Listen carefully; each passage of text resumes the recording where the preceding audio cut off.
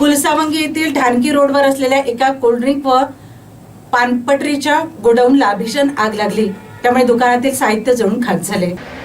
परिसरात भीतीचे वातावरण निर्माण झाले होते. घटनेची माहिती मिळताच फुलसावंगीचे तलाठी विनोद ढोणे यांनी तातडीने घटनास्थळी धाव घेत महसूल प्रशासनाला माहिती दिली. त्यानंतर उमरखेड अग्निशमन दलाची गाडी पाचारण करण्यात आली. नागरिकांच्या सतर्कतेमुळे आणि वेळेवर करण्यात आलेल्या मदत कार्यामुळे आग नियंत्रणात आली. त्यामुळे संभाव्य मोठा अनर्थ टळला. सदर गोडाऊन जफर खान मेहबूब खान यांनी भाडे तत्वावर घेतले होते.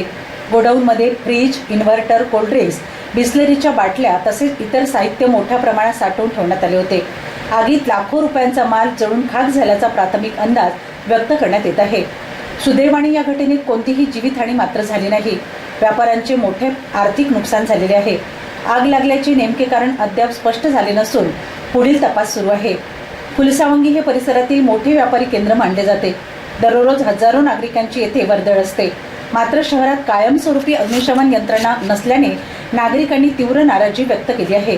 भविष्यात अशा घटना टाळण्यासाठी फुलसावंगी शहरासाठी तातडीने मिनी अग्निशमन वाहन उपलब्ध करून द्यावे अशी मागणी नागरिकांकडून होत आहे.